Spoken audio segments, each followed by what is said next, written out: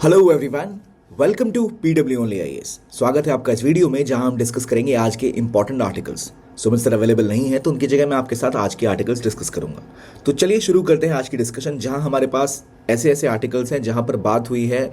सबसे पहले social sector पे कितने फंड की ज़रूरत है, क्या दिक्कतें हैं, इकोनॉमिक सर्वे ने क्या बताया, क्या कमियां हैं, किन एरियाज पे काम करने की ज़रूरत है। उसके बाद एक आर्टिकल है, क्योंकि आज वुमेंस डे भी है, आप सबको उसकी बधाइयाँ। उसके बारे में बात की गई है कि वुमेन इन साइंस क्यों पिछड़ रही है उसके बारे में। और एक आर्टिकल है जहाँ रेयर डिजीज़ के बारे में बात की गई है कि वहाँ पर क्या बदलाव करने की ज़रूरत है। तो चलिए शुरू करते हैं पहले आर्टिकल के साथ, जो बात करता है सोशल सेक्टर की ग्रोथ के बारे में। जीएस पेपर 2 के लिहाज से आप देखें तो ह्यूमन एजुकेशन इन टॉपिक्स के लिए बहुत रेलेवेंट टॉपिक है और काफ़ी ज़्यादा डेटा यहाँ पर है जो अपने आंसर्स में आप यूज़ कर सकते हैं। तो सबसे पहले इस आर्टिकल का कोर एस्पेक्ट क्या है। इन्होंने बोला है कि सोशल सेक्टर यानी जिसमें कि गवर्नमेंट खुद एक्सपेंडिचर करती है, जिसका हमें तुरंत फ़ायदा नहीं दिखता, पर हमारी जो बेस है वो स्ट्रांग होती है, लोग एजुकेटेड होते हैं, उनकी हेल्थ अच्छी होती है, वो ज़्यादा ट्रेंड होते हैं, तो उससे इकोनॉमी को ज़्यादा फ़ायदा होता है। और यहाँ ये बोला गया है कि इस बार का जो सर्वे था उन्होंने बहुत अच्छा काम किया कुछ चीज़ों को हाईलाइट करने के लिए। क्या कि आपकी इकोनॉमी जो है उसको डीरेगुलेट करने की ज़रूरत है, प्राइवेट पार्टिसिपेशन बढ़ाने की ज़रूरत है, आपको जो बाकी सेक्टर्स हैं उन सबको साथ लाकर कोलैबोरेट करने की ज़रूरत है, और एक एनर्जी ट्रांजिशन की ज़रूरत है, जो आपके 4 पिलर्स हैं जिसके हिसाब से आपकी ग्रोथ हो सकती है। लेकिन इसका कहना है कि ये 4 पिलर्स की बात जो आप कर रहे हो कि इन 4 पिलर्स को आप स्ट्रॉन्ग करोगे जिससे आपकी पूरी इकोनॉमी ग्रो करेगी, लेकिन इसका फ्रेम जो है जिसके हिसाब से पब्लिक पार्टिसिपेशन होगा, जिसके हिसाब से आप डीरेगुलेट करोगे, जिस चीज़ के लिए कर रहे हो, जिन लोगों को ये सब करना है उनके बारे में क्या, यानी वो जो स्तंभ है जिस पे सब कुछ खड़ा होगा उसका क्या, वो स्तंभ है हेल्थ और एजुकेशन। तो जब तक आप हेल्थ और एजुकेशन में फोकस नहीं करोगे तब तक आपके जो 4 पिलर्स हैं डीरेगुलेशन के, प्राइवेट पार्टिसिपेशन के, ऑगमेंट कैपेबिलिटी के और एनर्जी ट्रांजिशन के, वो सत्यापित नहीं हो सकते।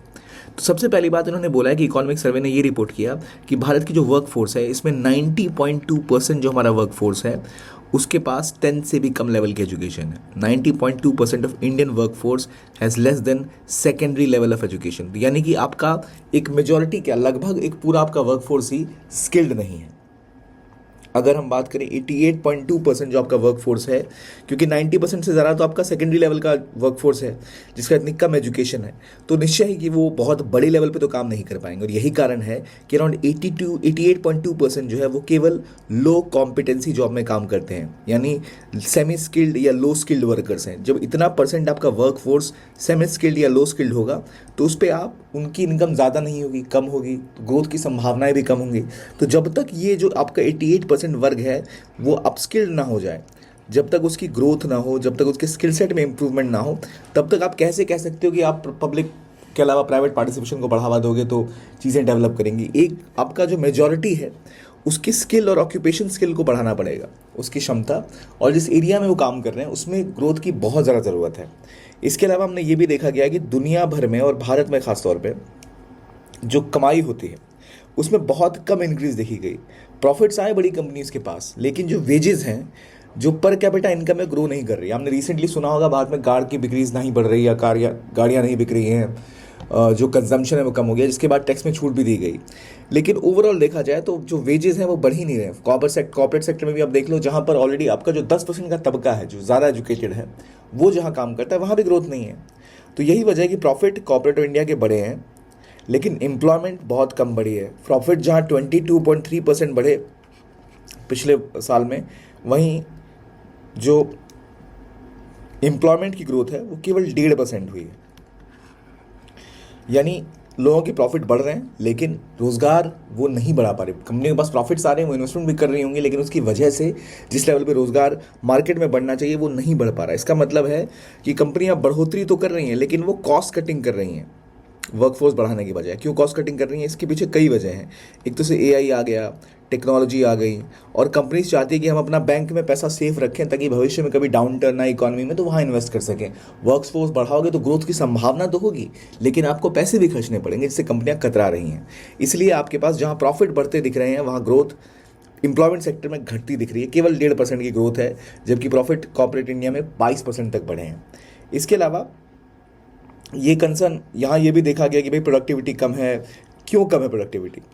इसलिए लोग उनकी जगह कुछ और भी सुविधाएं ले रहे हैं, जैसे एआई की आप इस्तेमाल कर सकते हो, टेक्नोलॉजी का इस्तेमाल करते हो। क्यों? उनकी स्किल कम है, क्योंकि वो ज़्यादा एजुकेटेड नहीं है, उनके पास ज़्यादा एवेन्यूज़ नहीं है चीज़ों को ग्रो करने के। तो इसलिए गवर्नमेंट ने कई सारे कोर्सेज लॉन्च किए थे, vocational courses, entrepreneurial courses, stand up India, skill India. आपने कई चीज़ें स्टार्ट की थी, जिसमें आपने कौशल भारत योजना स्टार्ट की थी, जहाँ पर लोगों के स्किल डेवलपमेंट के ऊपर फोकस किया गया था। लेकिन इससे भी उतना बड़ा प्रभाव नहीं दिख रहा है, हमें और निवेश करने की ज़रूरत है। कितना निवेश करना चाहिए, इसको दर्शाने के लिए ब्रिक्स के साथ कंपेयर किया गया कि अगर हम हेल्थ और इन्वेस्टमेंट में कंपैरिजन करें ब्रिक्स की कंट्रीज़ के साथ, तो हमें एक क्रॉस कंट्री कंपैरिजन मिलता है। हालांकि इकोनॉमिकली हम पर कैपिटा में इनसे नीचे हैं, पर जो हमारी ओवरऑल इकोनॉमी की साइज़ है उनमें से कई से तो बड़ी है, रशिया से तो, रशिया और चाइना को छोड़ दे सबसे बड़ी हमारी है उसके बाद।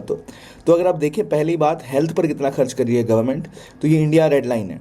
लगातार देखो, बाकी लोग 6% तक अटके हुए हैं, हम 1 से लेकर 2% तक खर्च करते हैं। एजुकेशन पे देख लो तो बाकी लोग 6, 6.5, भारत जो है वो बहुत कम है। खासतौर पर इस पर अगर आप फोकस करो एक विशेष देश के ऊपर, चाइना के ऊपर, 2014, 15, 16, 17, 18, 19, 20, 21, यहाँ भी आप देख लो चाइना आगे है। और अगर आप बात करो साउथ अफ्रीका ने, तो काफ़ी ज़्यादा इन्वेस्टमेंट की। साउथ अफ्रीका ने क्यों इन्वेस्टमेंट की? उन्हें पता है कि इस सेक्टर में निवेश करने के बाद आपको जनरेशनल इंप्रूवमेंट दिखती है। फॉर एग्जांपल बांग्लादेश ने काफ़ी खर्च किया था इसके ऊपर, नतीजा उनकी पर कैपिटा जो हेल्थ आउटकम है वो काफ़ी बेहतर होके आए थे काफ़ी कम समय में। सेम कहानी श्रीलंका की है, जहाँ हमारा हमसे बेहतर उनकी ह्यूमन डेवलपमेंट इंडेक्स है। वजह क्या है कि उन्होंने उस सेक्टर पे इन्वेस्ट किया जहाँ लोगों की हेल्थ और एजुकेशन पर भी खर्च किया, जिसका फ़ायदा हमें देखने को मिलता है। तो हमारा एजुकेशन इस एरिया में हमेशा लैगिंग रहा है।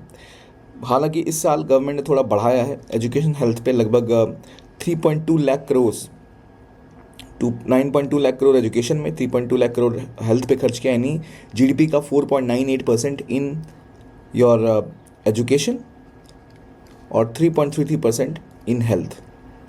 तो ये खर्च थोड़ा बढ़ा है, लेकिन अगर आप इस खर्च को देखो तो वो खर्च तब भी जो ये लोग 2014-15 में कर रहे हैं उसके सामने कहीं खड़ा नहीं हो पा रहा, क्योंकि 2% के डिफरेंस में बहुत फ़र्क पड़ता है। और भारत की जनसंख्या आज 144 करोड़ के आसपास है, तो बहुत ही छोटा सा ये इन्वेस्टमेंट है। हमें और ज़्यादा इन्वेस्टमेंट की ज़रूरत है हेल्थ और एजुकेशन में, इससे काम नहीं चलेगा। इंडिया की एजुकेशन में स्पेंडिंग हमेशा से ही कम रही है। हम हमेशा एक प्रॉब्लम में फंसे हुए हैं, जिसकी वजह से हम कम इन्वेस्ट करते हैं, तो हमारे लोग जो होते हैं वो उतने ज़्यादा शिक्षित नहीं होते, स्किल्ड नहीं होते। तो स्किल्ड कम होंगे तो काम कम मिलेगा, कम काम मिलेगा, वेजेस कम मिलेंगी, वेजेस कम मिलेंगी, इनके पास सामान खरीदने की क्षमता कम होगी, सामान कम खरीदेंगे, मार्केट में इकोनॉमी में ग्रोथ जनरेट नहीं होगी, ग्रोथ जनरेट नहीं होगी तो चीज़ें बिकेंगी कैसे? और जब वो नहीं होगी ग्रोथ जनरेट, चीज़ें नहीं बिकेंगी, तो आपकी इकोनॉमी ग्रो नहीं करेगी, और इकोनॉमी ग्रो नहीं करेगी तो फिर रोज़गार नहीं होगा। तो ये पूरा कुचक्र एक चलता रहता है। तो इसलिए यहाँ पर इन्वेस्टमेंट की ज़रूरत है। भारत की रेवेन्यू की अगर हम बात करें, उसमें से जितना भारत का रेवेन्यू आता है 35 से 40%, उनमें से कई सारी सब्सिडीज़, डिफेंस, जो हमारी बोरोइंग है उनके ऊपर चला जाता है। इवन 2025-26 के बजट में देखो 20%, 6%, 8%, ये क्या है? इंटरेस्ट पेमेंट आपकी गई है बोरोइंग पे, सब्सिडीज़ पे और डिफेंस पे। तो आपकी देखो 20% इंटरेस्ट पेमेंट, 6% आपका 20% बोरोइंग्स, 6% सब्सिडीज़, 8% डिफेंस पे गया है। कंपेयर करो आप हेल्थ और एजुकेशन पे कितना खर्च कर रहे हो। ये पॉइंट नहीं कि आप वहाँ खर्च ना करो, डिफेंस पे भी करना पड़ेगा, पर आप जब तक अपनी बेस स्ट्रांग नहीं करोगे तो बाकी एरियाज में ग्रोथ कैसे होगी? तो ये एक समस्या है। इसलिए हाई फिस्कल डेफिसिट का गवर्नमेंट का कहना होता है कि फिस्कल डेफिसिट बहुत ज़्यादा है, यानी हमारी कमाई कम है, हमारे खर्चे ज़्यादा है, तो हमें उसको बैलेंस करना है, इसलिए हम ज़्यादा खर्चे नहीं कर सकते। लेकिन केवल ये कह के गवर्नमेंट इनसे निकल नहीं सकती। इस सेक्टर से अगर आप कमी कर रहे हो तो आपके देश को लंबा उसका प्रभाव झेलना पड़ सकता है। इसलिए हमें इसको रिजॉल्व करना पड़ेगा। रिजॉल्व करने का एक तरीका ये है कि आप पहले टैक्स का जो बेस है वो बढ़ाओ। जितना टैक्स आ रहा है, ज़्यादा टैक्स आएगा तो आप ज़्यादा खर्च कर पाओगे, हेल्थ पे भी, एजुकेशन पे भी, तो वो स्टेप उठाना चाहिए। लेकिन 2025-26 के बजट में ये बोला गया कि 12 लाख से कम जिसकी भी इनकम है उनको कोई भी टैक्स नहीं देना। तो ये क्या कहानी आ गई? यहाँ तो कोई टैक्स ही नहीं है। तो इनका कहना है, ऑथर का, कि ये जो दिक्कत, ये जो चीज़ अनाउंस की गई, इससे ह्यूमन कैपिटल फॉर्मेशन को नुकसान होगा, कि गवर्नमेंट का टैक्स घटेगा, बढ़ेगा नहीं ज़्यादा। और उस केस में गवर्नमेंट के पास पैसे कम होंगे तो हम कटौती सबसे पहले देखेंगे कहाँ होते हुए, तो हेल्थ और एजुकेशन में। इसीलिए ज़रूरत है कि हम और ज़्यादा इन्वेस्टमेंट हेल्थ और एजुकेशन में करें। अब इसके लिए इन्होंने कुछ चीज़ें सुझाई हैं। क्या क्या सुझाई हैं? पहला इन्होंने बोला है कि स्किल डेवलपमेंट की जब बात आती है तो स्किल डेवलपमेंट ऐसा नहीं है जैसे कौशल भारत योजना आपने लॉन्च कर दी, 18 साल से ऊपर के लोगों को आप प्राइमरी टारगेट कर रहे हो, ऐसा नहीं होता। स्किल लेवल आपके स्कूल से स्टार्ट होते हैं। आपको स्किल क्रिएशन स्कूल लेवल से स्टार्ट करनी पड़ेगी। पहली बात, आपकी मेजॉरिटी कहाँ पढ़ सकती है? गवर्नमेंट स्कूल में, जहाँ पर आपको स्किल के ऊपर फोकस करना चाहिए। अभी तक रियलिटी है कि भारत में 50 लाख टीचर हैं और 50 लाख टीचर पढ़ाते हैं 12 करोड़ बच्चों को। कितने टीचर्स? 50 लाख टीचर्स हैं, 12 करोड़ स्टूडेंट्स को पढ़ा रहे हैं। तो इतना बड़ा एक गैप है, यानी क्वालिटी कहाँ से आएगी? Compare to them private school जो है वो ज़्यादा बेहतर क्वालिटी ऑफ एजुकेशन दे रहे हैं। लोग एस्पायर करते हैं अपने बच्चों को प्राइवेट स्कूल में भेजने के लिए। गवर्नमेंट स्कूल में वो रखते हैं क्योंकि प्राइवेट स्कूल में भेज नहीं सकते। तो 50 लाख टीचर्स 12 करोड़ बच्चों को पढ़ा रहे हैं, क्वालिटी ऑफ एजुकेशन कम है, वो प्राइवेट सेक्टर के लिए स्कूलों में पढ़ने के लिए एस्पायर कर रहे हैं। तो जो आपकी गवर्नमेंट स्कूल है, जहाँ आपकी बड़ा तबका पढ़ता है, उनके पास ऑलरेडी इंफ्रास्ट्रक्चर की कमी है, क्वालिटी की कमी है, वो प्राइवेट स्कूलों के मुकाबले बहुत ज़्यादा लैग करते हैं। तो जो बच्चा प्राइवेट स्कूल में पढ़ेगा, जिसको वो एक्सेस मिलेगा, उसके पास स्किल ज़्यादा होगी, उसके पास एजुकेशन भी ज़्यादा होगी, फॉर्मल एजुकेशन, स्किल और ग्रोथ की संभावनाएं ज़्यादा होंगी। तो इसलिए जब तक हम इस चीज़ को नहीं तोड़ेंगे तो हम आगे नहीं बढ़ सकते। कोविड के दौरान हमने देखा था कई बच्चे जो रूरल इंडिया में थे, उनको जो शिक्षा मिलनी चाहिए थी वो फंस गई थी, उनको मिल नहीं पा रही थी क्योंकि उनके पास मोबाइल टेक्नोलॉजी नहीं थी। तो इसीलिए ये इंपॉर्टेंट है कि वहाँ पर भी हमने देखा गवर्नमेंट ने उतना फोकस नहीं किया एजुकेशन पे जिसकी ज़रूरत है। स्किल्ड एम्प्लॉय जो अगले 10 साल में होंगे, एआई से ड्रिवन जॉब्स में ज़्यादा क्रिएट होंगे, जहाँ वैल्यू चेन के ऊपर फोकस होगा। तो यहाँ आपको आईटी इंफ्रास्ट्रक्चर ग्रो करने की ज़रूरत है, टीचर्स को ट्रेन करने की ज़रूरत है जो एआई का इस्तेमाल सीख सकें, एआई से कैसे किसी चीज़ में वैल्यू आप क्रिएट कर सकते हो ताकि आप उसको बड़े लेवल पे मार्केट कर सको या स्टूडेंट्स को आप एंगेज कर सको, उन चीज़ों की ज़रूरत है। तो गवर्नमेंट स्कूल्स एक बहुत इंपॉर्टेंट चैनल है जिस पर जब तक आप इन्वेस्ट नहीं करेंगे तब तक आपकी एजुकेशन रूरल इंडिया में बेहतर नहीं होगी। वहाँ प्राइवेट स्कूल्स भी उतने बड़े नहीं हैं, उतने टीचर्स उनके हाई क्वालिटी के नहीं होते हैं, तो वहाँ आपको गवर्नमेंट स्कूल पर इन्वेस्टमेंट करना ही पड़ेगा। जब तक गवर्नमेंट स्कूल्स इंप्रूव नहीं होंगे, उनका इंफ्रास्ट्रक्चर इंप्रूव नहीं होगा, उनकी क्वालिटी इंप्रूव नहीं होगी, तब तक आपके पास स्किल्ड फोर्स की आप उम्मीद जो कर रहे हो कि स्कूल से पढ़ के बच्चे आएंगे जहाँ जिनके पास ज़्यादा एजुकेशन नहीं है, वो अचानक आके बाद में पढ़ लिख के बहुत होशियार हो जाएंगे, वैसा नहीं हो सकता। इंडिया का हायर एजुकेशन सिस्टम देखो, जिसमें 4 करोड़ से भी ज़्यादा स्टूडेंट्स हैं, वो केवल आईआईटीज़ और आईआईएम से काम उनका नहीं चलने वाला क्योंकि वो लिमिटेड कॉलेजेस हैं। आपको रिक्वायरमेंट है लार्ज स्केल इन्वेस्टमेंट करने की रिसर्च में, ताकि स्किल रिक्वायरमेंट जो रिसर्च इंडस्ट्री की वो पूरी हो। भारत में पेटेंट फाइलिंग कम होती है बाकी देशों के मुकाबले। हाई क्वालिटी रिसर्च आपको बढ़ाने की ज़रूरत है, जिसके ऊपर निवेश करने की ज़रूरत है। जब तक आप वो नहीं करोगे, चीज़ें डेवलप नहीं होंगी, ग्रो नहीं करेंगी। और तीसरा, पब्लिक हेल्थ सिस्टम, यहाँ पर आपको इन्वेस्टमेंट की ज़रूरत है। भारत में एक व्यक्ति गरीबी से केवल एक हॉस्पिटल विजिट दूर है, हॉस्पिटल गए आप, गरीबी स्टार्ट आपकी। तो बहुत इंपॉर्टेंट है कि आप हेल्थ केयर में निवेश करो, अपने हॉस्पिटल में, छोटे गांव में, मेजर सिटीज़ में। आपको पब्लिक हेल्थ इमरजेंसीज़ के लिए प्रायोरिटीज़ होनी चाहिए। कोई अगर एम्बुलेंस की सुविधा है, कोई एक्सीडेंट किसी का हो गया, हेल्थ को इमरजेंसी है, तो वहाँ पर सुविधाएं हो, न्यूट्रिशन के ऊपर फोकस हो। अगर ये नहीं करोगे तब तक आपके लोगों के ऊपर क्षमता ही नहीं होगी कोई एजुकेशन के ऊपर खर्च कर सकें या स्किलिंग के ऊपर खर्च कर सकें। हेल्थ सुविधाएं होनी बहुत ज़रूरी है, हेल्थ इमरजेंसीज़ में सुविधाएं देनी बहुत ज़रूरी हैं। और जितनी आपकी ढेर सारी स्कीम्स हैं, उनमें एक आपको कुछ इस तरीके का सिस्टम लेना होगा जहाँ पर जितनी स्कीम्स हैं उनमें कोऑर्डिनेशन हो सके सेंटर स्टेट के बीच में, ताकि बेहतर तरीके से वो इम्प्लीमेंट हो पाए। तो टैक्स रिलीफ देना बजट में, इससे कंजम्पशन बढ़ेगा, यानी लोग खरीदेंगे ज़्यादा, क्योंकि 12 लाख तक आपको टैक्स नहीं देना। तो हर व्यक्ति जो 12 लाख तक कमा रहा है, 5 से 12 लाख तक का पीरियड जो है उसमें जो लोग कमा रहे हैं उनको टैक्स रिलीफ मिलेगा। लगभग साल के 1.5-2 लाख रुपये उनके बचेंगे, 1 लाख रुपये के आसपास ऑलमोस्ट।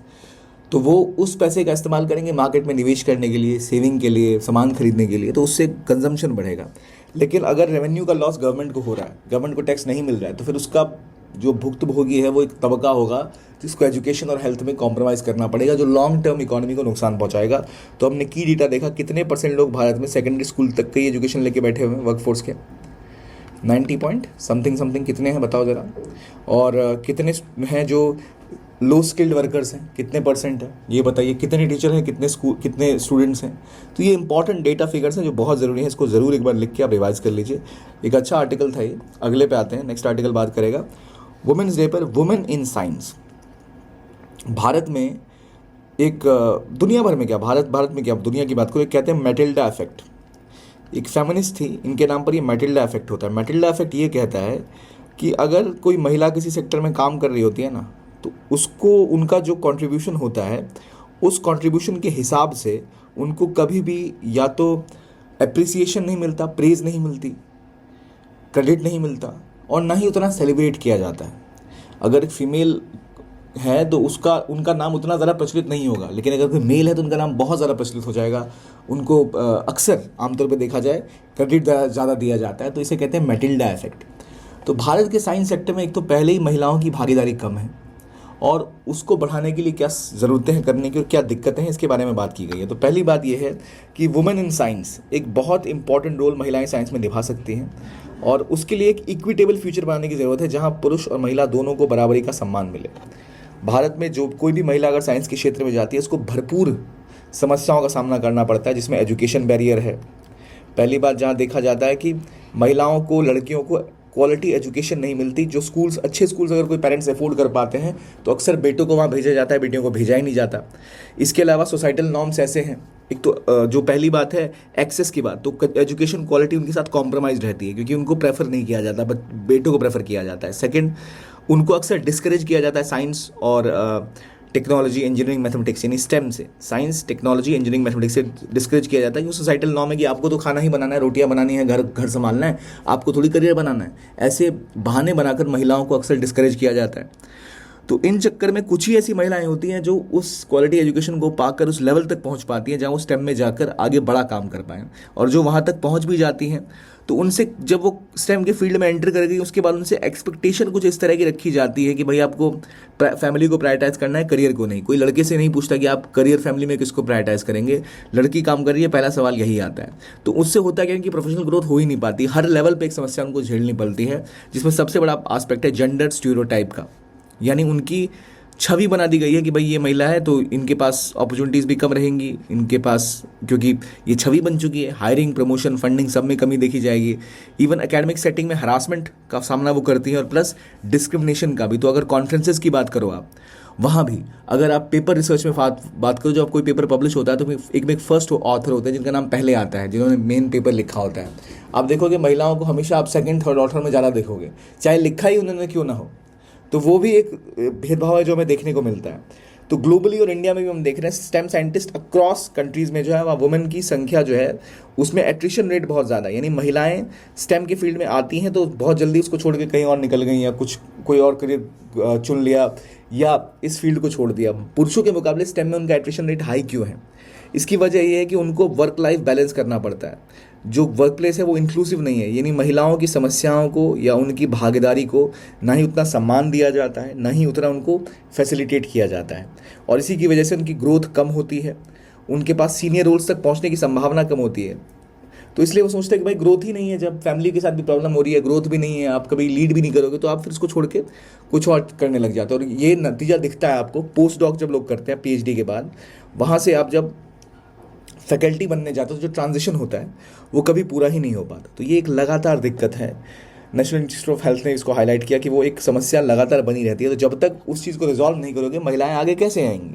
तो ये बैरियर्स हमें रिजॉल्व करने पड़ेंगे। उन बैरियर्स की वजह से हमें ये जानना पड़ेगा कि क्यों ये इंपॉर्टेंट है, वाइटल है कि महिलाओं को साइंस में आगे लेके आना पड़ेगा।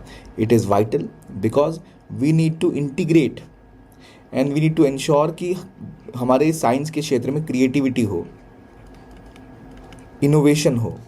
और क्रिएटिविटी, इनोवेशन कहाँ ज़्यादा होती है? जहाँ पर डाइवर्सिटी ज़्यादा हो। अगर एक जैसी सोच के 10 लोग एक साथ बैठे रहेंगे, एक ही इलाके के, एक ही जेंडर के, तो भाई उनमें डाइवर्सिटी नहीं हो, सब एक ही तरीके से सोचेंगे, उनका अपब्रिंगिंग एक तरह से हुआ है। जितनी डाइवर्सिटी होगी उतने ज़्यादा आइडियाज़ आते हैं, उतनी ज़्यादा क्रिएटिविटी और इनोवेशन आता है। तो उस कॉन्टेक्स्ट में भी इनका रोल बहुत ज़्यादा है। और फ्यूचर जनरेशन के लिए वुमेन इन साइंस एक रोल मॉडल बन जाती हैं। मैरी क्यूरी नाम सुना है आपने, कल्पना चावला नाम सुना होगा आपने, तो एक बड़े नाम है। तो हमें महिलाओं को, लड़कियों को और ज़रा स्टेम में प्रमोट करने की ज़रूरत है, जिसमें इक्विटी हो, यानी उनकी जो भागीदारी है, जो उनका सम्मान है, उसी लेवल पर हो। जैसे मैंने बोला मैटिल्डा इफेक्ट, कि ये असल में मैटिल्डा जॉसलिन गेज के नाम पर रखा गया था, कि वुमेन की जो कंट्रीब्यूशन उसको डाउन प्ले करते हैं। और आज भी ये कहानी है कि सिस्टम ऐसा है कि महिलाओं के साथ वुमेन ड्रॉप आउट हो जाती हैं कोर्सेज से, क्योंकि एक तो पहले उनको रोल मॉडल नहीं दिखते कि भाई हमारे क्षेत्र में है ही नहीं। जो पेडागॉजी यानी जो पढ़ाने का तरीका है वो बायस्ड है, जहाँ महिलाओं को प्रेफरेंस नहीं दी जाती। हॉस्टाइल वर्क फोर्स जो है, वो जो काम करने की जगह है वो उनकी हिसाब से नहीं फॉर्म की गई होती है। ये बड़ी समस्याएं हैं। फिर कई जगह ये बोला गया है कि वो स्ट्रक्चरल और इन्वायरमेंटल बैरियर फेस करती हैं, यानी जैसे ही वो आगे बढ़ने लगती हैं करियर में काफ़ी दिक्कतें आने लगती हैं, डिस्क्रिमिनेशन फेस करने लगती हैं, ग्रोथ की संभावना कम होती हैं, आगे अपॉर्चुनिटीज़ वो कम दिख रही होती हैं। उनसे पहले कोई लीडर वहाँ कभी गया नहीं होता, लड़की जो महिला जो वहाँ गई हूँ, तो उनको दिखता है कि भाई शायद यहाँ कुछ नहीं होने वाला, इसलिए वो लोग ड्रॉप आउट कर जाते हैं। तो हायर एट्रिशन रेट की बात जब आए तो आपको 4-5 चीज़ें ध्यान रखनी है। पहला, क्यों महिला निकल रही है? एक तो ब्रॉडर स्ट्रक्चरल एनवायरमेंटल बैरियर है, क्योंकि मेंटरशिप नहीं है, एक्सेस टू हिडन नॉलेज नहीं है, करियर डिस्ट्रप्शन हो जाता है। मार्जिनलाइज ग्रुप और महिलाओं को तो ज़्यादा फेस करना पड़ता है, क्योंकि सिस्टम के अंदर की ऐसा एक डिस्पैरिटी बना के रखी हुई है। अगर हम ओवरऑल सर्वे देखें ना, तो उसमें ये बोला गया कि 2020-21 में वुमेन फैकल्टी मेंबर्स, मतलब महिला जो प्रोफेसर्स हैं उनकी संख्या देखें या फैकल्टीज टीचर्स की संख्या देखें तो 17% थी ओवरऑल। भारत में 50% महिलाएं हैं, 17% उनका शेयर है। लेकिन आप लोअर लेवल टीचिंग में देखो तो वहाँ महिलाओं की संख्या ज़्यादा होंगी। जैसे आप हायर रैंक पे जाते हो, यानी जहाँ पे स्केल बेहतर है, जहाँ पर ज़्यादा डीपर रिसर्च करना है, वहाँ महिलाओं की संख्या घट जाती है। तो वो दिखाता है कि क्यों ऐसा है, और जितना हायर रैंक इंस्टीट्यूशन में आप जाओगे उतनी महिलाओं की संख्या कम होगी। तो इससे दिखता है कि वुमेन साइंटिस्ट जो है उनको रिप्रेजेंट किया ही नहीं जा रहा कॉन्फ्रेंसेस पे, रिसर्च पेपर्स पे। उनकी फैकल्टी में वो पोस्ट डॉक कर रही है तो उनको फैकल्टी में अपॉइंटमेंट बहुत रेयर मिल रही हैं। जितना बड़ा इंस्टीट्यूट उतना कम चांस किसी महिला का वहाँ पे एंटर करने का। तो ये दिक्कतें हैं जहाँ हमें ज़रूरत है कि हम डाइवर्स करियर पाथ्स को समझते हुए हमारे पॉलिसी मेकर्स जो हमारे इंस्टीट्यूशंस हैं वो अंडर रिप्रेजेंटेटेड जो सेक्शन है, कौन सा अंडर रिप्रेजेंटेटेड सेक्शन है, महिलाओं का हो गया, मार्जिनलाइज सेक्शन का हो गया, जहाँ से कम फैकल्टीज आती हैं, जहाँ से कम लोगों को रिप्रेजेंटेशन मिलता है, उनको रिप्रेजेंट किया जाए। और हमें अर्ली इंटरवेंशन की ज़रूरत है, यानी पहले लेवल से ही महिलाओं को प्रोत्साहित किया जा सके कि वो क्षेत्र में आगे आएँ। पेरेंट्स को एंगेज किया जाए कि देखिए यहाँ पर भी ग्रोथ की संभावना है, ये स्कोप है। एजुकेटर्स को बताना चाहिए किस तरह से जो कंसर्न्स हैं उसके हिसाब से कैसे आप एजुकेट कर सकते हैं, और जो वर्क प्लेस है, सोशल इन्वायरमेंट है, उसमें बदलाव की ज़रूरत है। तो यहाँ इन्होंने 3 प्राइमरी रिकमेंडेशन दी हैं जिससे वुमेन की संख्या स्टेम में बढ़ सकती है, खासतौर पे अर्ली और मिड करियर लेवल की। क्योंकि देखिए हायर करियर लेवल मतलब जब आप एक पेस पार कर लेते हैं एक पॉइंट ऑफ टाइम के बाद, उसके लिए डिपेंड होता है कि आप किस लेवल से कितने आप एफिशिएंट हैं। हालांकि वहाँ भी जो दिक्कतें वो रहती हैं, लेकिन फिर भी वहाँ एफिशिएंसी का रोल भी प्ले होता है, आपने कितना पढ़ाया है, किस तरह का प्रदर्शन है। लेकिन अर्ली और मिड करियर वहाँ ज़रूरत है ज़रूरी पहले इंटरवेंशन की। अगर वहाँ महिलाओं की संख्या बढ़ेंगी तो अपने आप हायर रैंक में भी उनकी संख्याएं बढ़ जाएंगी। तो पहला उन्होंने बोला है कि हमें ज़रूरत है इंस्टीट्यूशनल चेंज की, यानी आपके पास फ्लेक्सिबल वर्क ऑप्शन होना चाहिए, अफोर्डेबल चाइल्ड केयर की सुविधा होनी चाहिए, और वर्क फैमिली इंटीग्रेशन को लेकर पॉलिसीज़ आनी चाहिए कि महिलाओं के लिए आप फ्लेक्सिबल वर्क आवर्स अगर दे सकें, चाइल्ड केयर की सुविधा दे सकें, तो वो बड़ी आसानी के साथ बेझिझक आकर काम कर सकते हैं। समस्या क्या आती है, कई महिलाओं को जो अर्ली करियर में होती है या मिड करियर में होती है, उनको फैमिली की चिंता होती है, बच्चों की चिंता होती है। तो if what happens if they get pregnant, ये सवाल कई वुमेन साइंटिस्ट को झेलना पड़ता है इन इंटरव्यूज़, पॉइंट ब्लैंक। तो जब ऐसी चीज़ें होती है ना तो काफ़ी वो डिमीनिंग सा लगता है। तो वो सिस्टम का पार्ट होना चाहिए, जो ना कि उनके साथ भेदभाव किया जा सके वहाँ।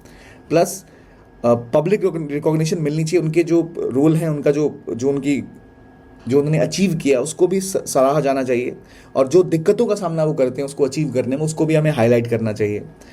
जो साइंस में वुमेन है उनको जो छवि बना दी गई, जो स्टीरियोटाइप्स है, उससे लड़ने के लिए वैसी महिलाओं को हमें और प्रमोट करना चाहिए, उनकी जो अचीवमेंट्स है उसको शोकेस करना चाहिए, ताकि अगली जनरेशन जो है वो देख सके कि हाँ लड़कियाँ भी ये कर सकती हैं और बिल्कुल कर सकती हैं। और इसी समय जैसे कि बायस वॉच इंडिया नाम का एक प्लेटफॉर्म है जो बताता है कि क्या दिक्कतें हैं, कहाँ कहाँ बायसेस हैं, ऐसी चीज़ों का हमें इस्तेमाल करके जेंडर इनइक्वालिटी को हटाना चाहिए एकेडमिया से। चाहे पेपर पब्लिकेशन हो, कॉन्फ्रेंस अटेंड करने की बात हो, पेटेंट ग्रांट करने की बात हो, या उनको लाइमलाइट मिलने की बात हो in terms of conferences, research papers, even authorship, इन सब में चीज़ें रिजॉल्व करने की ज़रूरत है, फैकल्टी मैनेजमेंट। तो वो ज़रूरी है। और आखिरी बार आपको एक नुआंस्ड अप्रोच रखना चलेगा जिसके तहत आप जो एज रिस्ट्रिक्शन है उसको हटाओ। कि भारत में क्या ना, ग्रांट अगर आपको लेना है रिसर्च के लिए या आपको कोई मेंबरशिप चाहिए तो उसमें एज लेवल होता है, तो वो दिक्कत हो जाती है। कई लड़कियां और महिलाएं ब्रेक ले लेती है कुछ टाइम का फैमिली के चक्कर में। जब वो वापस आती है तो उनकी एज ज़्यादा हो चुकी होती है, तो उनको एंट्री नहीं मिलती। तो वो दिक्कतें हमें हटानी पड़ेंगी ताकि वो ब्रेक लेना चाहे पर्सनल रीज़न के लिए तो ले सकें। और यूएस वगैरह में होता है, ये वेस्ट में होता है, इंडिया में सिस्टम नहीं है। ब्रेक लोगे मतलब आप कामचोर हो। वहाँ पर आप ब्रेक लेते हो तो उसको सेलिब्रेट करते हैं। तो हमें ज़रूरत है कि इन चीज़ों को बढ़ावा दिया जाए। और ये इन्होंने 3 इंपॉर्टेंट आर्टिकल पर 3 चीज़ें बताई हैं। इसके अलावा गवर्नमेंट भी कुछ स्टेप्स ले रही हैं, जैसे vice department of science and technology ने वाइस लॉन्च किया था, vice Kiran, women in science and engineering knowledge involvement in research advancement through nurturing, vice किरण एक बड़ा इनिशिएटिव था। फिर वॉस, वुमेन साइंटिस्ट स्कीम, जहाँ पर स्पेसिफिक आपने स्टाइपेंड की प्रावधान दिए हुए हैं, आपने उनको प्रोत्साहन के लिए उनको और ज़रा फैसिलिटेट करने की कोशिश की हुई है। इसके अलावा डीएसटी ने अभी गति पायलट लॉन्च किया 2020 में, gender advancement for transforming institutions, जहाँ पर आप ऐसा एनवायरनमेंट क्रिएट करने की बात करते हैं जो जेंडर इंक्लूसिव हो। और इसके अलावा वाइस किरण और WS प्रोग्राम जो है सबसे बड़े और काफ़ी लंबे टाइम से चल रहे प्रोग्राम्स हैं जिनमें काफ़ी सक्सेस भी मिली है। तो याद रखिए, वाइस किरण पहला, वॉस दूसरा और गति तीसरा। 3 स्पेसिफिकली एम्फोसाइज कर रहे हैं कि ऐसा एनवायरनमेंट क्रिएट करें जो आपके लिए फाइनेंशियल इंफ्रास्ट्रक्चर है वो हो, जिससे कि महिलाएं आगे आ सकें और इन्वॉल्व हो सके स्टेम के फील्ड में। इसी के तहत हमें ज़रूरत है कि इन सभी को आगे ले जाया जा सके। फॉर एग्जांपल, इन्होंने एग्जांपल दिया है डिपार्टमेंट ऑफ बायोटेक्नोलॉजी का biotechnology career advancement and reorientation programme, bio care, जहाँ पर वुमेन साइंटिस्ट को रिसर्च में दोबारा करियर ब्रेक लेने के बाद दोबारा एंटर करने को प्रोत्साहन करते हैं। क्योंकि कोई अगर महिलाएं किसी भी कारण से उन्होंने एक ब्रेक लिया है तो बायो केयर में ये प्रावधान दिया गया है कि अगर कोई महिला साइंटिस्ट कुछ समय के ब्रेक के बाद वापस आना चाहती है तो उनको वो पर्सनल ब्रेक है वो उनके करियर की हिंड्रेंस ना बने, उसको प्रमोट करते हैं वो। ICMR, Indian council of medical research, ने ये बोला है कि कई सारे वुमेन हेल्थ और ट्रेनिंग जो वुमेन साइंटिस्ट की होती है उसमें बढ़ोतरी, उस पर फोकस करने की ज़रूरत है। तो ये इनिशिएटिव दिखाते हैं कि हमें ब्रॉडर रिफॉर्म्स की ज़रूरत है। कुछ लेवल पे काम हो रहे हैं पर और बड़े लेवल पे काम की ज़रूरत है, ताकि महिलाएं ऐसे जो साइंटिफिक टेक्नोलॉजिकल एडवांसमेंट उसमें और डाइवर्स और इनोवेटिव हो सके, जहाँ हमारी आधी जनसंख्या जो है उसको भी जो उनका हक है मिल सके और वो भी वहाँ पर आकर जुड़ सकें, बड़े लेवल पे प्रमोट कर सकें चीज़ों को। ठीक है, अब आते हैं आखिरी आर्टिकल पे जो बात करता है रेयर डिजीज़ के बारे में। भारत में अक्सर क्या है ना कि हम जिन डिजीज़ को टारगेट करते हैं वो ऐसी डिजीज़ होती हैं जो मेजर सेक्शन ऑफ पॉपुलेशन को इम्पैक्ट करती हैं, लेकिन रेयर डिजीज़ जो होती हैं जो लाखों में एक व्यक्ति को हो गई, लेकिन भारत में 144 करोड़ लोग हैं, अगर वैसे भी हो रही है तो बहुत लोगों को बीमारियां हो जाती हैं वो। तो इंडिया में रेयर डिजीज डे मनाया जाता है 28 फरवरी को, और अब समय आ चुका है कि क्या प्रोग्रेस है उसके बारे में देखने को। तो 2021 में आखिरकार जाकर भारत ने एक national policy for rare disease launch करी थी। सालों से इसकी अपील की जा रही थी। तो इसके लिए गवर्नमेंट ने किया गया, रेयर डिजीज़ कोई है जो कुछ लोगों को होती है, लेकिन क्योंकि रेयर डिजीज़ है तो उसके ऊपर रिसर्च कम होता है, उसकी दवाइयाँ बहुत महंगी होती हैं, भारत में तो मिलती भी नहीं है। तो ऐसे लोग जब बीमार पड़ जाते हैं तो उनके पास पैसा है या नहीं है, उनकी मौत लगभग निश्चित से हो जाती है, ऐसी समस्याएं क्रिएट हो जाती हैं। तो बहुत ज़रूरी है कि आप इसके ऊपर काम करें। तो आपने क्या किया है, national policy for rare disease को ध्यान में रखते हुए 12 सेंटर ऑफ एक्सीलेंस खोले हैं पूरे देश भर में 11 स्टेट्स में, जिसमें कि जो ऐसे लोग हैं जिनको रेयर डिजीज़ है उनका इलाज किया जा सके। यहाँ पर कमाल की बात ये कि केवल ट्रीटमेंट से काम नहीं चलेगा, ट्रीटमेंट के अलावा आपको उनको होप देनी पड़ेगी। कोई बात नहीं कि आपके लिए जो ये प्रॉब्लम है रिजॉल्व कर दी जाएगी, हम सपोर्ट करेंगे। क्योंकि डिजीज़ रेयर जब होती है तब उन्हें लगता है कि उन्होंने जैसे कोई पाप कर दिया हो या कोई गुनाह कर दिया हो कि इकलौते वही हैं जिनको ये प्रॉब्लम आ रही है। तो उसको मैनेज करने के लिए बहुत ज़रूरी है। यहाँ पर आपको क्लिनिकल एक्सपर्टीज़ बनाने की ज़रूरत है, जो उस बीमारी को समझ सकें, हेल्थ केयर के एक्सपर्ट्स जो उस चीज़ को समझ के पेशेंट को सपोर्ट कर सकें, इलाज कर सकें। इन सभी एरियाज़ में काम करने की ज़रूरत है।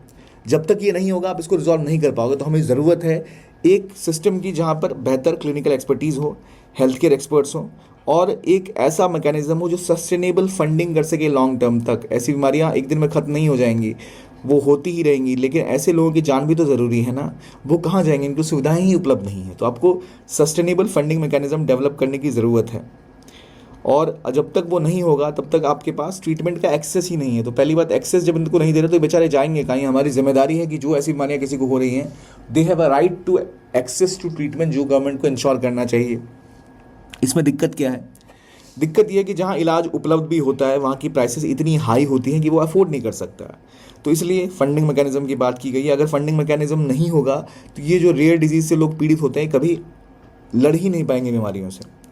क्योंकि यहाँ पर एक स्पेसिफिकली एग्जाम्पल उन्होंने दिया है लाइसोसोमल स्टोरेज डिसऑर्डर का। ठीक है, इस केस में अगर हम देखें तो हेल्थ केयर चैलेंज है, और यहाँ पर एक बहुत ज़्यादा जेनेटिक डिसऑर्डर स्टैब्लिश हो जाता है, जिसकी वजह से इसको लाइफ लॉन्ग पूरे जीवन भर आपको मैनेज करना पड़ता है। अब इतना खर्चीला है, इतनी दिक्कतें हैं, कैसे इसको मैनेज करेंगे। 450 से ज़्यादा रेयर डिजीज़ होती हैं जो इस देश में हैं अभी लोगों को, लेकिन 450 में से आप देखो तो 250 के आसपास की बीमारियों का अभी तक इलाज भी संभव नहीं है। 50% बीमारियों का आप ट्रीटमेंट भी नहीं दे पा रहे हो। तो इन्हीं बातों को ध्यान में रखते हुए आपने एक पॉलिसी इसके लिए लेके आए कि भाई चलो इसको रिजॉल्व करेंगे, लेकिन अभी तक इसकी इम्प्लीमेंटेशन कम नहीं हो पाई है। ठीक है, फॉर एग्जांपल जो बीमारियां हैं उसको लेकर एक ERT यानी एंजाइम रिप्लेसमेंट थेरेपी अवेलेबल कराई गई। ये देश की सबसे इफेक्टिव थेरेपी थी। अब देखो, भारत में किसी को बीमारियां होती हैं तो हमें पता है अस्पताल जाना बहुत महंगा पड़ता है। भारत की दवा और इलाज दुनिया में सबसे सस्ता है। जो दवाइयाँ हमें 5-6 रुपये मिल जाती हैं या 200 रुपये तक में मिल जाती हैं, वो अगर आप यूरोप में जाके लोगे तो आपको 2 लाख रुपए, 10,000 रुपये, 50,000 रुपये ऐसे की पड़ेगी। तो भारत में फार्मास्यूटिकल ने काम किया है, सस्ता किया है चीज़ों को। लेकिन अभी भी जो ऐसी रेयर डिजीज़ हैं उनके मामले में इनको इतना खर्च उठाना पड़ता है जो बहुत मुश्किल हो जाता है। तो ज़रूरी है कि जो एलिजिबल पेशेंट्स हैं रेयर डिजीज़ के, उनको भी वो सुविधाएं दी जाएं, उनके लिए भी दवाओं को और चीज़ों को ऐसा बनाया जा सके कि वो इसको मैनेज कर सकें। अब देखिए, जो यहाँ जिसकी बात हो रही है LSD, लाइसोसोमल स्टोरेज डिसऑर्डर, ये लाइसोसोमल स्टोरेज डिसऑर्डर जो होता है ये असल में जेनेटिक होता है। ये बीमारी एक बार आपको हो गई LSD, तो आप फिर जीवन भर से लड़ते रहो। तो यहाँ LSD को लेकर हाल में गवर्नमेंट इसको ग्रुप 3A डिसऑर्डर में डाला है। इसके लिए इन्होंने एक ART enzyme replacement therapy available कराई, जो देश की सबसे जो इफेक्टिव थेरेपी है वो है। अब यहाँ समस्या क्या है, एलिजिबल पेशेंट को हमने नोटिफाई किया और देश के लिए एक नेशनल क्राउड फंडिंग पोर्टल बनाया कि भाई लोग और आके इनकी सहायता कर सकें। लेकिन समस्या है ना, वो खर्च इतना ज़्यादा है, गवर्नमेंट खुद से वहन नहीं कर सकती, इसलिए आपको क्राउड फंडिंग करनी पड़ी उसकी। तो रेयर डिजीज़ पेशेंट्स की जब बात आते हैं, उनमें से कई जैसे 577 पेशेंट्स हैं वो इमीडिएट ट्रीटमेंट सपोर्ट के लिए अब तैयार हैं। लेकिन जितने लोग ओवरऑल इस बीमारी से पीड़ित हैं, 570 लोग जो इससे अभी पीड़ित हैं, वो सीधा सीधा इसके लिए तैयार हैं इस इलाज के लिए।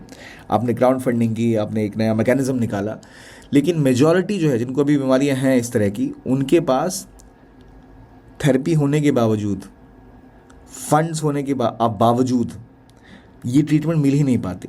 क्योंकि भारत में इन बीमारियों को लेकर क्या है कि पहली चीज़ ना, आपको कोई बीमारी होती है तो आपको मॉनिटर करना पड़ता है कि वो कौन सी बीमारी है, इस बीमारी का इलाज कहाँ है, आप देश के किस कोने में है, कहाँ जाके इलाज करा सकते हैं। जैसे कैंसर की बात आप कर लो, या डायबिटीज़ की बात कर लो, या कोई भी कार्डियोवास्कुलर डिजीज़ की बात कर लो, आपको पता है कि उसका हॉस्पिटल कहाँ है, एक्सपर्ट्स कहाँ बैठते हैं। किसी भी जगह आप किसी भी डायग्नोसिस सेंटर में जाकर डायग्नोस कराओ, आपको पता लग जाएगा। यहाँ क्या है, यहाँ आपको कोई स्ट्रक्चर्ड मॉनिटरिंग सिस्टम नहीं है, वो कहाँ जाएंगे, क्या करेंगे, ये बहुत बड़ी दिक्कत है। इसलिए हमें ज़रूरत केवल, जैसे हमने क्राउड फंडिंग कर दी, LSD के बारे में हमने इलाज भी निकाल दिया, उससे काम नहीं चलेगा। आपको एक स्ट्रक्चर्ड मॉनिटरिंग मैकेनिज्म निकालना पड़ेगा, इंटरवेंशन करना पड़ेगा इंस्टीट्यूशनल लेवल पर। यानी जैसे डायग्नोसिस के लेवल पे, केयर के लेवल पे, हर लेवल पे आपको उसको इंश्योर करना पड़ेगा। अभी क्या है, वन टाइम फंडिंग मिलती है 50 लाख की। जो व्यक्ति LSD से बीमार है उनको 50 लाख की पेमेंट मिलती है।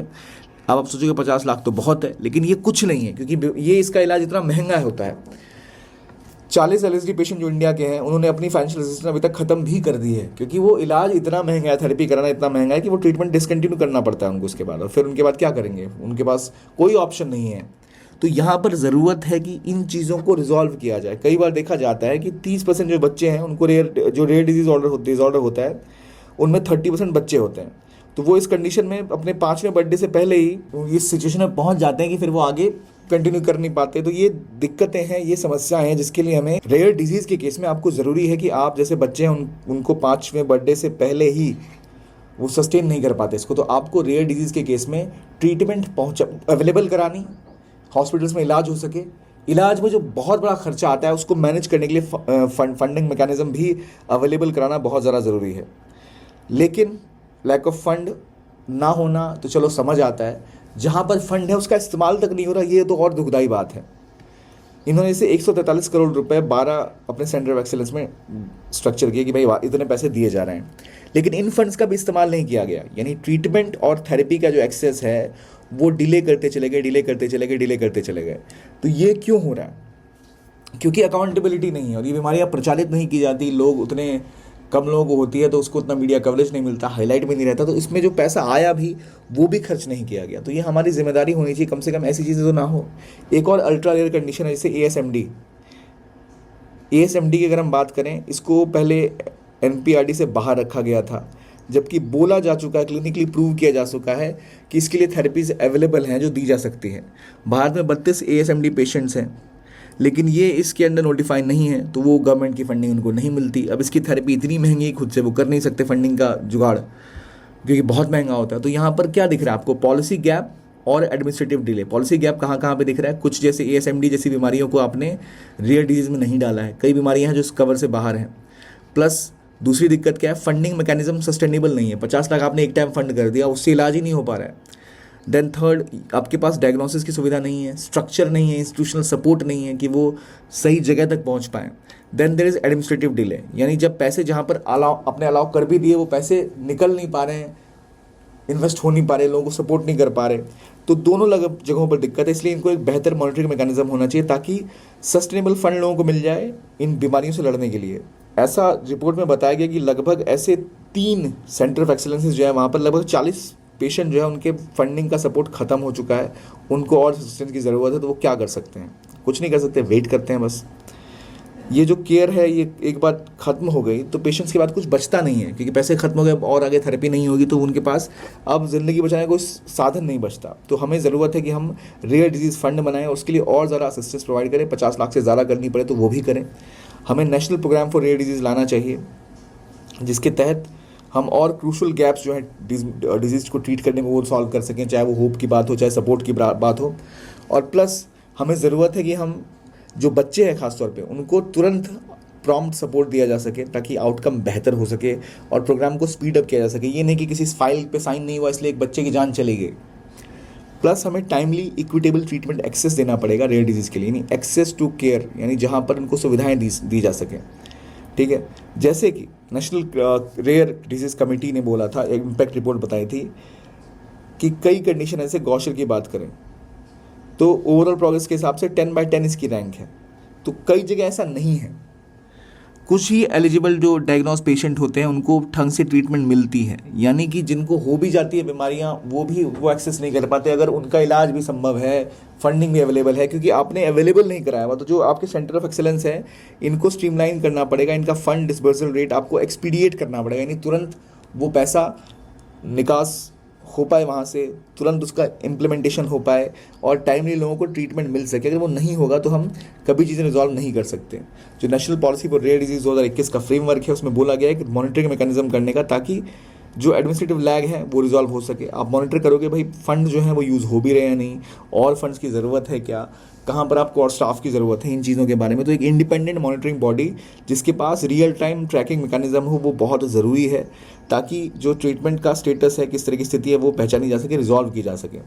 तो ये कुछ स्टेप्स हैं जो अगर लिए जाएंगे तो एक उम्मीद की किरण बनेंगे रेयर डिजीज़ के पेशेंट्स के लिए। और अगर हमने और डिले किया तो ये उनके लिए एक तरह का डेथ सेंटेंस हो जाएगा। तो रेयर डिजीज़ को रिजॉल्व करना, पहचानना, जो मॉनिटरिंग करना, फंड मैकेनिज्म प्रोवाइड कराना, जहाँ पर गवर्नमेंट खुद से नहीं कर पा रही वहाँ आप क्राउड फंडिंग का इस्तेमाल कर सकते हो, ताकि समाज के ऐसे वर्ग जो आमतौर पे कुछ छोटा मोटा ही अपनी ओर से अगर सपोर्ट करें तो ऐसी चीज़ों का रिजोल्यूशन हो सकता है। फिर आप प्राइवेट सेक्टर को इसमें इन्वॉल्व कर सकते हो, CSR इनिशिएटिव्स को ऐड कर सकते हो, NGOs की मदद ले सकते हो फंडिंग को बढ़ाने के लिए। पर एटलीस्ट गवर्नमेंट को पहला स्टेप लेना पड़ेगा, खासतौर पे जहाँ बच्चों की बात आती है वहाँ पर, ताकि वो इसमें इन्वॉल्व हो सके। तो ये था आज का डिस्कशन। आई होप आपको अच्छा लगा। हमने 3 आर्टिकल डिस्कस किए, की पॉइंटर्स, आई होप आपको याद होंगे। इस वीडियो के लिए इतना ही। देखते रहिए PW only IAS and have a very very nice day.